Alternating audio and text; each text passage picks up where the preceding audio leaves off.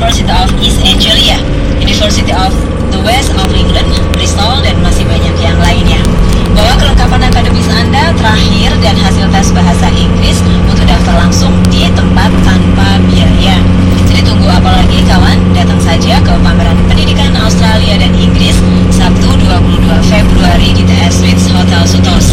Info lengkapnya hubungi AUG Student Services di 031 562 3535 562 3535.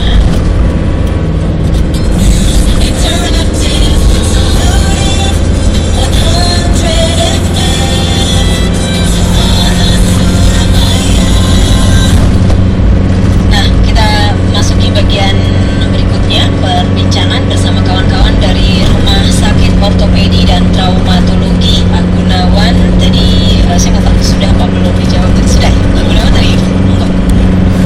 Ya itu kritis, mungkin bisa kita singkirkan dulu ya, kita cari yang tidak ini ya. Kemungkinannya masih belum.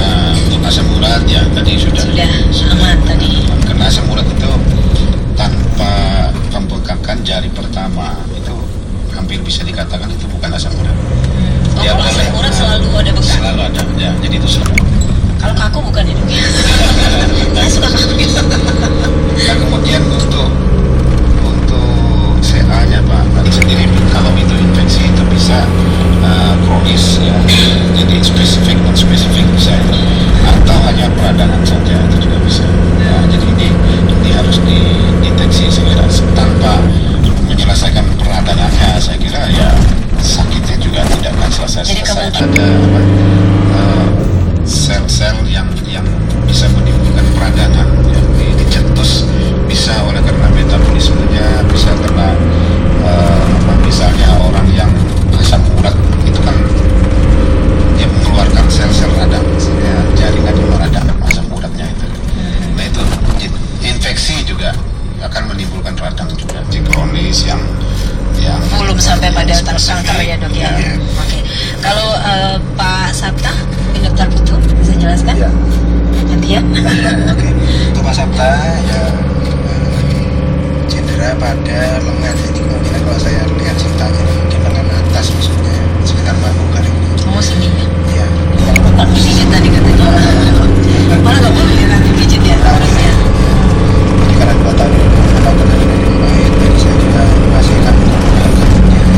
Jadi kalau Pak Sabta mau kepingin dapat penanganan yang betul ya bisa nanti mungkin datang ke rumah sakit ortopedi dan traumatologi ya, nanti di sana kita periksa secara menyeluruh mulai dari pemeriksaan awal, kalau perlu difoto nanti USG karena ini sering sekali cukup sering kita dapatkan ya. Oke, ya saya ke Dokter Karin barangkali.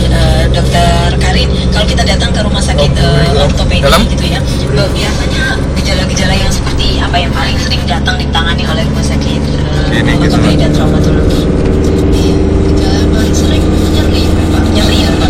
Nyerinya di mana biasanya paling banyak? paling sering sih di Persendian ya. terutama di daerah lutut biasanya. Pasti ibu-ibu pasti yang sering banget. Kasian banget nih ibu gitu ya. Memang nyeri di ibu itu lebih sering, perempuan memang lebih rentan ya. Lebih rentan nyeri ya. Osteoartritis, osteoporosis ya. Itu memang ya harus di atas 30-40 tahun. Di atas 50 tahun. Di atas 50 tahun. Postmenopause biasanya. Oh gitu. Nah itu biasanya kalau datang yang kategori yang gimana itu, yang perlu penanganan khusus, kemudian harus menggunakan alat-alat itu yang bagaimana di rumah sakit ortopedi? Iya, yang datang sih dengan nyeri kan, toleransi nyeri orang berbeda-beda. Kadang belum gradingnya itu belum tinggi, namun nyerinya sudah nyeri sekali. Nah, ketika datang kita melakukan tentu saja pemeriksaan awal dulu. Jadi pemeriksaan awal biasanya ke dokter ortopedi, kemudian difoto.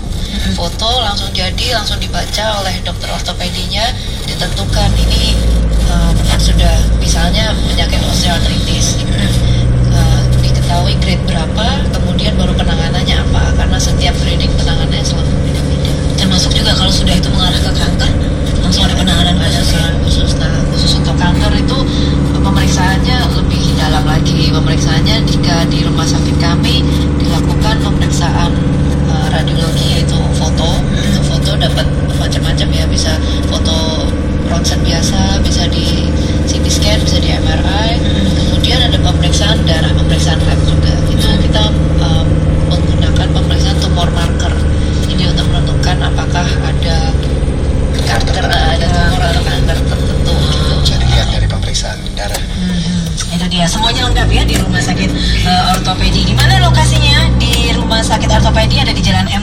Mansion TX10 kawasan Citraland, Surabaya.